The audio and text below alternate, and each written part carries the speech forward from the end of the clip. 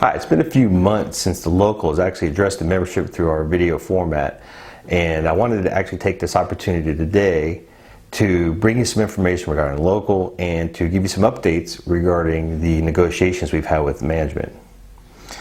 First, as a matter of dispensing with some general information, don't forget that the May meetings for general business will be held on the 1st and 2nd of the month. That'll be the May 1st meeting will be the evening meeting. The May 2nd meeting will be the morning meeting. If you want some information regarding what's going on with the local, what's going on with negotiations and whatnot that have been updated after this video comes out, I encourage you to attend and get it from the horse's mouth, if you will, not through the rumor mill.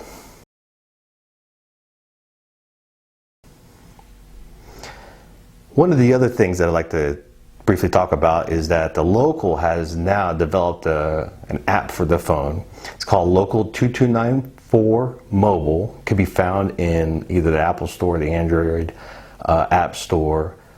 This provides access to important documents. We have the calendars on there. We have the stations on there.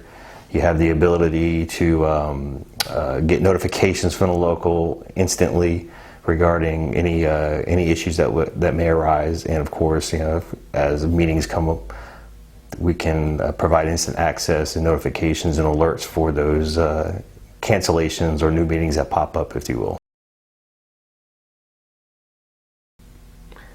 One of the other issues I want to touch upon briefly is the Tallahassee legislative session. Currently, we're about 6 weeks into the session, with about 3.5 weeks remaining left before our legislators come back home.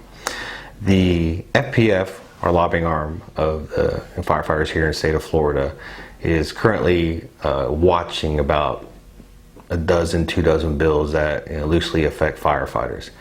The ones that we're probably most concerned about have to do with the FRS here locally, and there are a couple bills that are sitting in committee right now. There's being Senate Bill 7022 and House Bill 5007, and they're once again looking to adjust some of the entry into the FRS and changing some of the terms within.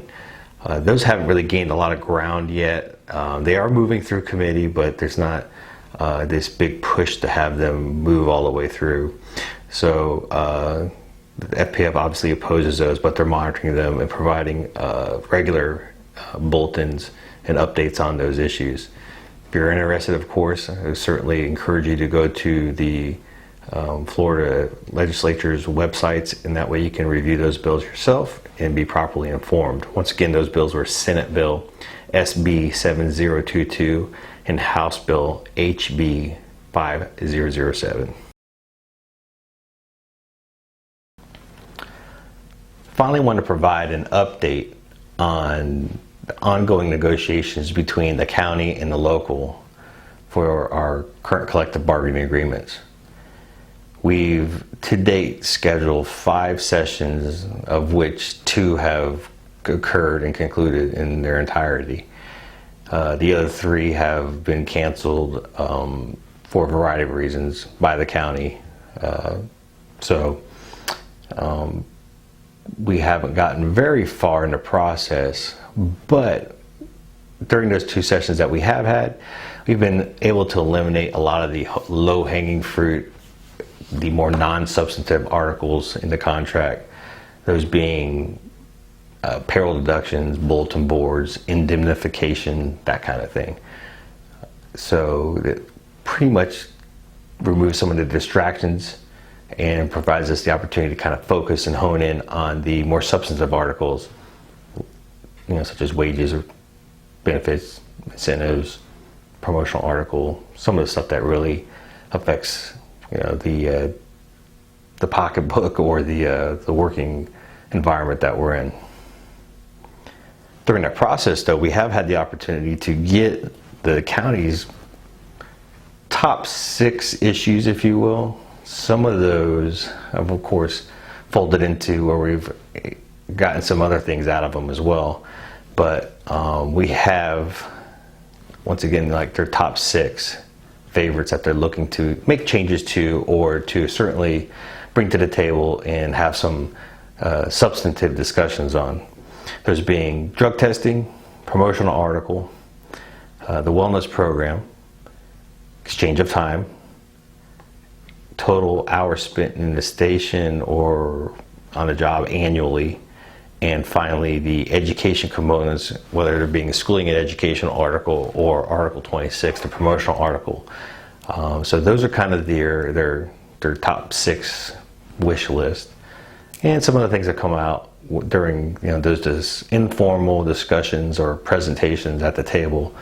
But out of all those, we've actually only formally got one article presented by the county with changes. That's Article 26. We received that last week during the week of April 3rd, 4th, and we haven't really had a proper opportunity to fully evaluate it yet. We're still looking at it. The county has not actually provided us any insight as to some of the changes that they have with it as well. That was one of the sessions that was canceled very early in the process. So we're looking at how it folds in with the locals promotional committee article, promotional committee article presentation, and to seeing where those changes marry up together, where they kind of diverge from each other. And we'll certainly have an opportunity to provide some more insight on that once we're able to get a little more detail from the county as to why they're looking to make some of these changes. The sessions that we have had, though, have been pretty good as far as getting some ideas of where they're going on issues, and the people who have been attending, we've typically had about 10 or 20 people at each one, have been able to see the whether it's the demeanor of the county representatives or the local representatives. They're getting that first-hand knowledge of that information, and they are not hearing it through the rumor mill or what they believe to be conjecture or anything along those lines. I would certainly ask that if you have the opportunity to attend one of the sessions, to do so. This way, you're hearing it from the horse's mouth, whether it be the local horse or the county horse. You're getting first-hand knowledge, and you're able to hear and see what's going on. It's still pretty early in the process. The county has once again talked about wanting to make changes, but they haven't presented any changes. We're very comfortable, we being the local, with the collective bargaining agreement we have, whether it be for the suppression supervisory or paramedic dispatchers. There's a few tweaks, and maybe the paramedic dispatchers we could change, and in each one of them. But overall, we're not looking to make all these grandiose, holistic changes, not like what we hear the county may or may not be wanting to do. So before we start running around and worrying about what may or may not come, I would ask that we at least wait till we have something in hand. We're able to, digest it and react to it appropriately before we start worrying about what may not ever even present itself at the table. We're certainly preparing for a lot, but providing that insight as to how we're going to react to one way or the other is probably not our best interest at this particular time. And we would certainly hope that you would know that we have your best interest as well as our own, as we are all affected by it the same, in any agreement that's ultimately decided upon.